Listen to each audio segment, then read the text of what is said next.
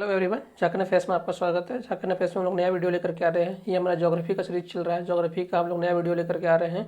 हम लोग JPSC 11th को टारगेट कर रहे हैं और जिस किसी ने भी चैनल को सब्सक्राइब नहीं किया जरूर से जरूर सब्सक्राइब कर रहे हैं। जेपीएससी 11th के अलावा उससे नीचे जितने भी एग्जाम है उसके सिलेबस भी इसके अंडर कवर में आ जाएंगे। इसलिए इसको हमने जो सिलेबस पे आ जाए आपको हम लोग टॉपिक भी दिखा दे रहे हैं। हम लोग कौन से टॉपिक को भी उन्हें कवर कर रहे हैं। लास्ट में हमने झारखंड के जंगल प्रबंधन को कंप्लीट कर लिया। इससे भी 4 क्वेश्चन पूछे जाते हैं। 4x2 में मैक्सिमम 8 मार्क्स के से क्वेश्चन पूछे जा सकते हैं। उसका जीव जंतु संरक्षण कार्य, इससे भी 4 क्वेश्चन मैक्सिमम पूछे जा सकते हैं। इससे भी 8 मार्क्स। इसका एक लेक्चर हमने कंप्लीट कर लिया है। चलिए उससे आगे की चीज़ें देखते हैं। ये टॉपिक्स बहुत ही इंपॉर्टेंट है। आपको 8 मार्क्स स्कोर करना चाहते हैं तो आप वीडियो में कंटिन्यू बने रहे। चलिए आगे देखते हैं। लास्ट वीडियो में आपको हमने ट्रिक बता दिया था झारखंड के 11 वन्य जीव अभ्यारण्य को याद करने के लिए। झारखंड में एक नेशनल पार्क है जहाँ उसके बाद 11 वन्य जीव अभ्यारण्य है। वन्य जीव अभ्यारण्य में वाइल्ड लाइफ सेंचुरी आता है और उसका बायो पार्क आता है। एक बायो पार्क आता है बायोडाइवर्सिटी पार्क। तो जैविक उद्यान, जैव विविधता उद्यान। तो ट्रांसलेशन में एरर नहीं करना है। आपको हमने ट्रिक बताया था 11 वन्य जीव अभ्यारण्य को याद करने के लिए। क्या हमने बताया था? पहले मुझे एक सुंदर लड़की खोजनी है। आपको हमने ट्रिक बताया था, खाली फिर से आपको हम रिपीट कर देते हैं। पहले मुझे एक सुंदर लड़की खोजनी है। कैसी? डीसी की गर्लफ्रेंड जैसी। उसके लिए कुटाई भी खानी पड़ेगी, गुलामी भी करनी पड़ेगी, साहब साहब बोलना पड़ेगा। एकदम आपको ये ट्रिक याद रखना पड़ेगा क्योंकि क्वेश्चन कन्फर्मली इससे 2 क्वेश्चन पूछे जाते हैं। आप डेफिनेटली इसको याद करके नहीं रख पाएंगे। आजकल का क्वेश्चन का ट्रेंड क्या है कि कौन से साल में कौन कौन सा वन्य जीव अभ्यारण्य बने हुए हैं, ईयर पूछा जाता है, या फिर कौन सा सबसे बड़ा है, कौन सा सबसे छोटा है, इससे लेकर के क्वेश्चन पूछे जाते हैं।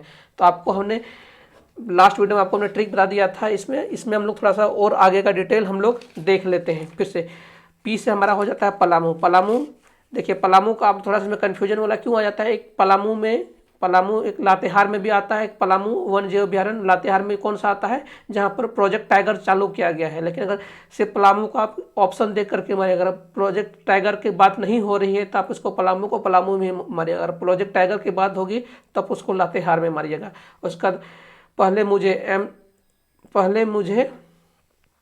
एम से हमारा हो जाएगा। पहले मुझे नहीं, यहाँ पर ट्रिक थोड़ा सा, पहले हमें एच से हमारा होगा, सॉरी, पहले हमें एक सुंदर लड़की खोजनी है। पहले हमें सुंदर लड़की खोजनी है। एच से हमारा हो जाएगा यहाँ पर हजारीबाग अभ्यारण्य।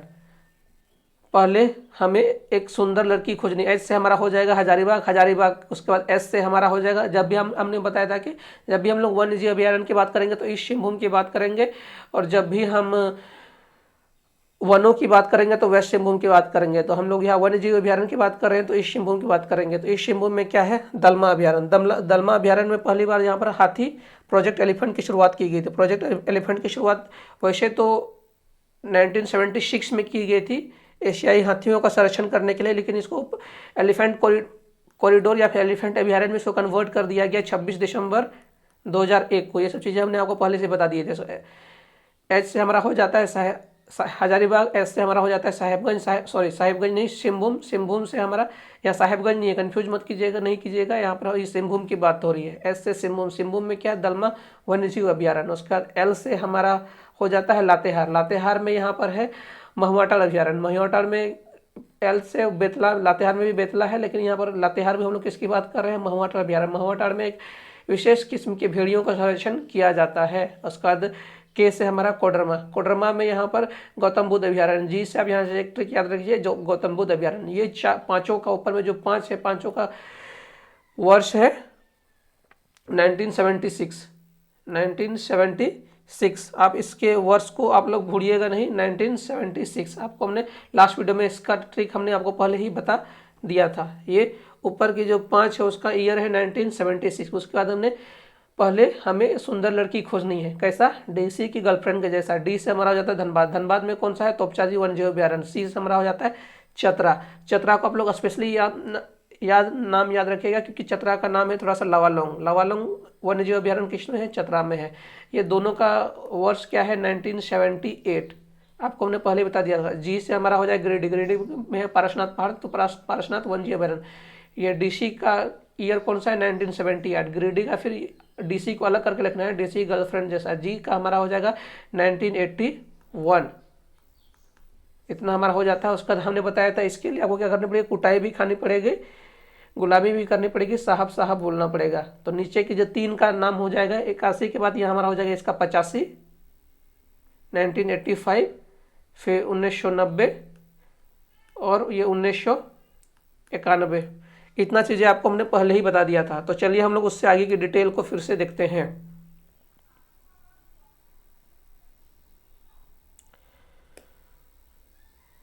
आगे की डिटेल को हम लोग थोड़ा सा देखते हैं। हमारा जो पहला डिटेल आता है हजारीबाग अभ्यारण्य। हजारीबाग राज्य का सबसे पुराना अभ्यारण्य है हमारा हजारीबाग अभ्यारण्य आता है।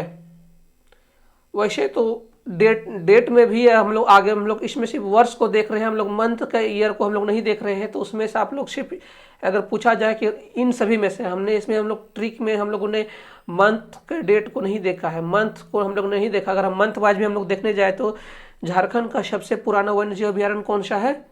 1976 में भी कौन सा आता है? हमारा हजारीबाग आता है। हजारीबाग वन्यजीव अभ्यारण्य हमारा सबसे पुराना आता है। और सबसे बड़ा वन्यजीव अभ्यारण्य हमारा कौन सा है? आपको हमने पहले ही बता दिया था, ये पलामू का पलामू वन्यजीव अभ्यारण्य। पलामू वन्यजीव अभ्यारण्य यहाँ पर गढ़वा के बाद जो पलामू वन्यजीव अभ्यारण्य है, ये झारखंड का सबसे बड़ा वन्यजीव अभ्यारण्य है। इसका आपको एरिया भी याद रखना चाहिए। 1976 का हमने आपको डाटा तो पहले ही बताया, इसका है 794 किलोमीटर स्क्वायर। ये आपको हमने डाटा पहले ही बता दिया था। पलामू हजारीबाग में जो जो चीज़ें मिलती हैं वो सब बहुत इस तरह की चीज़ें बहुत रेयर ही पूछे जाती हैं, लेकिन आप देखना चाहते हैं इसमें तेंदुआ, हिरन, सांभर चीज़ें हजारीबाग में मिलती है।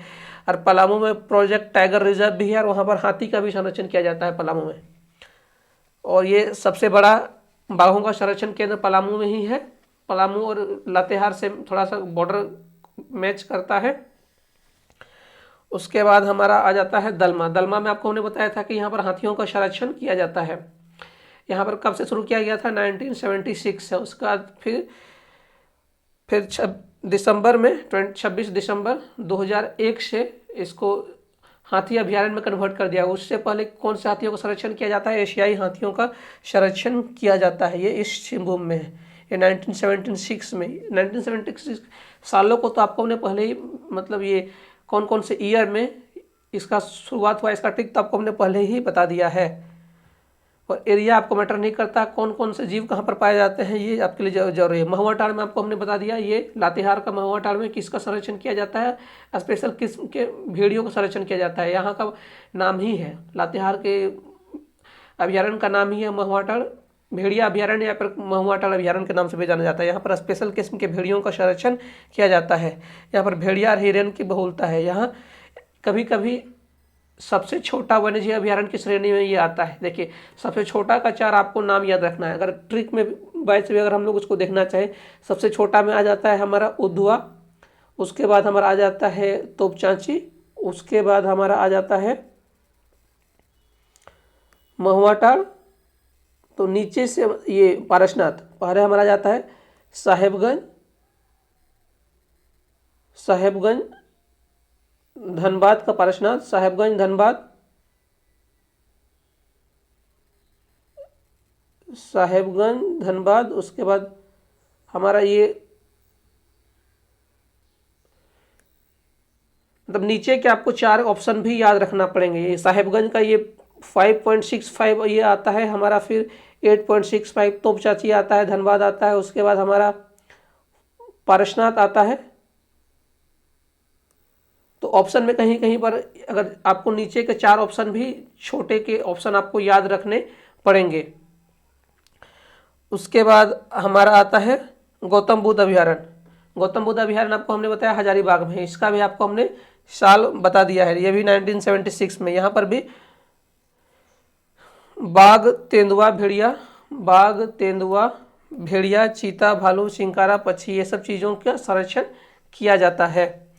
तो इस तरह के उसके बाद हमारा आ जाता है, अगर हम लोग आपको इसको लोकेशन को भी याद रखना बहुत ज़रूरी है। उसके बाद हमारा आ जाता है तोपचांची आ जाता है धनबाद में। अगर धनबाद का लोकेशन देखना चाहेंगे तो यहाँ पर हमारा आ जाता है धनबाद में है तोपचांची का आपको हमने ईयर बता दिया है, असल बार बार आपको ईयर नहीं बताएंगे। अभ्यारण्य के मध्य में एक हरी पहाड़ी झील है, यहाँ पर एक आसपास में ही बगल में ही तोपचांची झील भी है और यहाँ पर एक हरी पहाड़ी है, हरी पहाड़ी है, तोपचाची झील के बगल में ही है, मतलब तोपचाची अभयारण्य भी है, तोपचाची झील भी है, एक हरी पहाड़ी भी है। यहाँ पर तेंदुआ, चीता और हिरन और भालुओं का यहाँ पर पाया जाता है। उसके बाद आपको हमने बताया लावालौंग, चतरा का लावालौंग यहाँ पर है हमारा चतरा, चतरा में के लावालौंग, लावालौंग में बाघ, तेंदुआ, नीलगाय, हिरन, सांभर।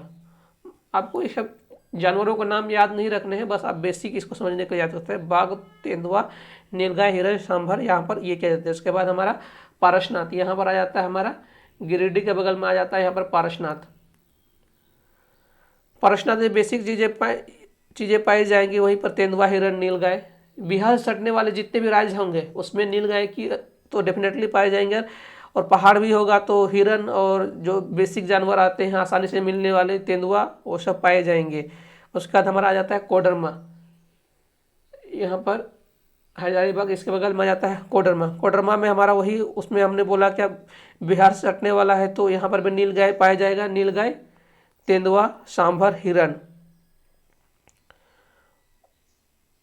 उसके बाद हमने आपको बताया था गुमला, गुलामी करने पर ये गुमला में हमारा आ जाता है पालकोट, ये हमारा आ जाता है गढ़वा, पलामू, हजारीबाग। उसके नीचे इधर आ जाता है गुमला, गुमला में हमारा आ जाता है पालकोट अभयारण्य। इसका भी आपको नाम याद रखना पड़ेगा, पालकोट अभयारण्य ये गुमला में है। ये इसका इम्पोर्टेंस एक बहुत इंपॉर्टेंट फीचर है, इससे क्वेश्चन एक बार पूछा गया है। ये चारों तरफ से नदियों से घिरा हुआ है, यहाँ पर ये चारों तरफ से नदियों से घिरा हुआ है। यहाँ पर तेंदुआ, जंगली भालू और चीता यहाँ पर पाए जाते हैं, तेंदुआ, जंगली भालू और चीता यहाँ पर पाए जाते हैं। इसका इम्पोर्टेंट फीचर है ये गुमला का पालकोट चारों ओर से नदियों से घिरा हुआ है। यहाँ पर तेंदुआ, जंगली भालू और ये चीता पाए जाते हैं। तो आपको हमने साल बता दिया था, कुछ इम्पोर्टेंट फीचर जो है आपको हमने बता दिए हैं।